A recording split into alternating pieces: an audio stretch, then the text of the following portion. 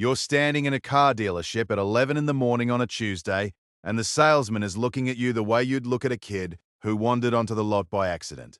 Nice sneakers. Hoodie. No watch, because you don't own one yet. He's already half turned back toward the older couple by the sedans, the ones he thinks are the real customers. And you slide your phone across the little glass counter and show him the number in your account. And his whole face reorganizes itself in real time. The eyebrows, the posture, the sudden discovery of your first name, which you never told him. "Let me get you a water," he says. That's the first lesson, and you learn it before lunch. Money doesn't make people respect you. It makes them perform respect at you. There's a difference, and you'll spend the next year learning exactly how big it is.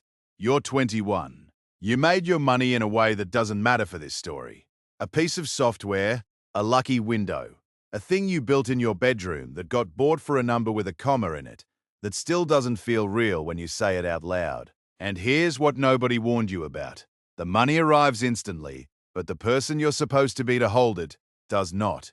You are, legally, an adult. Emotionally, you are a college sophomore who just skipped the part where you figure out who you are. And now you have to figure it out in front of an audience that treats every mistake like it's a documentary. Let me tell you what the first week actually feels like. It doesn't feel like champagne. It feels like a low, humming anxiety you can't name, because for the first time in your life there is no next problem. You'd spent years with a clear enemy. Rent, the deadline, the thing you couldn't afford. That enemy gave your days a shape. Now the enemy is gone, and the silence where it used to be is louder than you expected. You wake up at 9 in the morning, and there is nothing you have to do, and instead of freedom, it feels like standing at the edge of a very large, very quiet room. So you buy things, because that's the script everyone gave you. You get the car, and here's the insider truth about the car. The thrill lasts about 6 days. By the second week, it's just the thing you drive to get lunch. The dopamine of the purchase is real, and it is also astonishingly short. And once you've felt it fade a few times, you start to understand something the people around you never will. The object was never the point. You were buying a feeling, and the feeling has a half-life of about a weekend. But the thing that really gets you, the thing that reorganizes your whole understanding of how the world works, is the people. Watch closely, because this is the machinery under everything. Old friends start texting differently. There's a new warmth in it, a careful, laughing warmth, and it always bends toward the same place. "Bro, I had this idea. You'd love it. Just need a little to get it off the ground." You wouldn't even notice the money. And the horrible part isn't that they ask. It's that you can't tell anymore who's asking as a friend and who's asking as a strategy. And once you can't tell, you've lost something you can never fully get back. You've lost the ability to be casually, stupidly trusting. That's the real tax on the money, and no accountant mentions it. You start noticing the pause.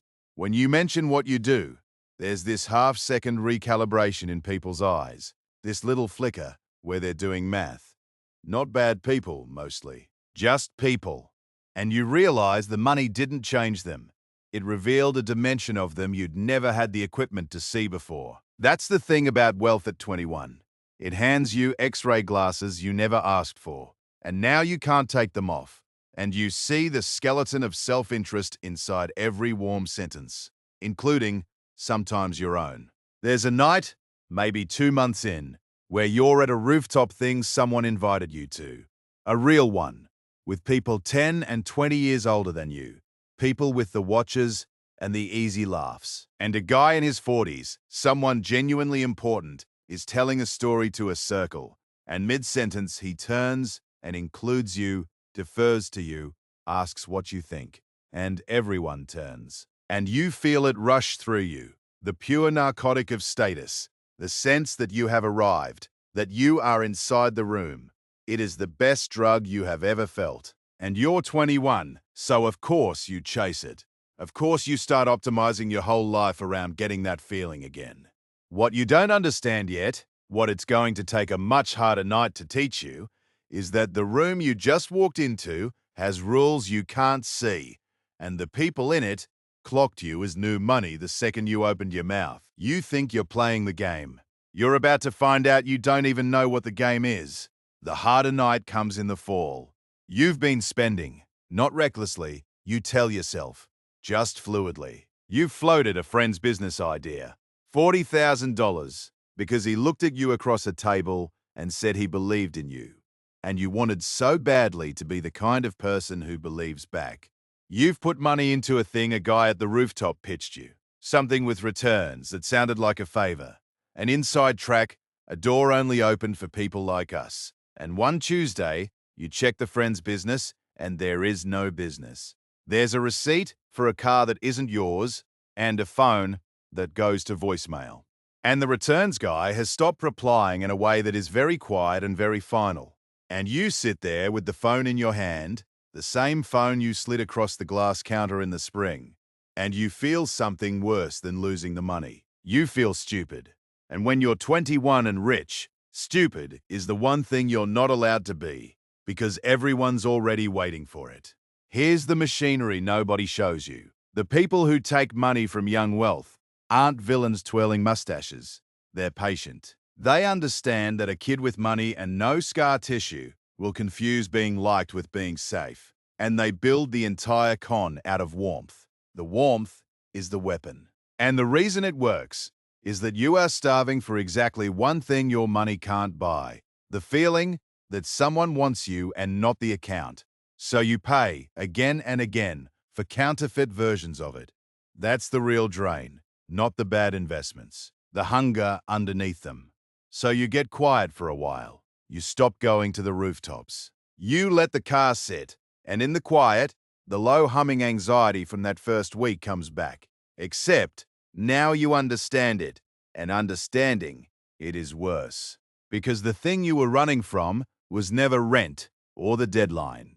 It was this: you don't know who you are yet, and money is a spotlight that finds you before you've had the chance to figure it out in the dark, the way everyone else your age gets to. Your college friends are broke and confused and figuring out their 20s in the ordinary way. Bad apartments, worse jobs, breakups, the slow, humiliating education of being young.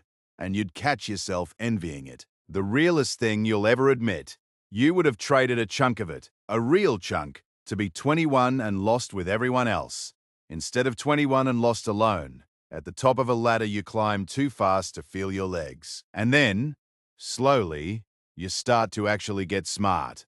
Not sneaky smart, structurally smart. You learn to say no and let the silence sit there and not rush to fill it with a yes. You learn that the word no is the single most expensive thing you own, and you'd been giving it away for free. You build the boring stuff, the accountant who tells you things you don't want to hear, the two friends who knew you before and never once did the math with their eyes. You start measuring people not by how warm they are, but by how they act when there's nothing in it for them. That's the X-ray glasses working for you now instead of against you. And the money, you finally understand what it's actually for. It's not for the car, it's for the one thing that's genuinely priceless at 21, and you almost missed it. Time. Time to make the mistakes that don't cost you the rent. Time to build the next thing without panic. Time to just be young, which is the one luxury the money kept trying to steal from you, and which you have to consciously, deliberately buy back. So here's where it lands. It's a Tuesday again. A year later, late morning, and you're standing in a dealership. A different one. Doesn't matter. And there's a kid on the lot, younger than you, hoodie and sneakers, no watch, and a salesman is half turning away from him toward the older couple by the sedans. And you watch the kid slide his phone across the glass. You watch the salesman's face reorganize, the eyebrows, the posture. Let me get you a water. And the kid glows. You can see it. He thinks he just won something. And you feel it the whole year in your chest at once, because you know exactly what that glow costs, and exactly how short it lasts, and exactly which warm strangers are already, somewhere, doing math about him. You could tell him. You almost do. But some things don't transfer through words. They only come through the scar. So you just catch his eye for a second, and you nod, the way someone once should have nodded at you.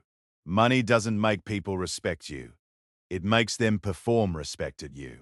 And the whole game, the only game that matters, is learning to tell the difference before it costs you everything you can't buy back. You were 21. You had the money, the access, the freedom. And it turned out the hardest thing to afford, the thing you spent a fortune learning to keep, was yourself.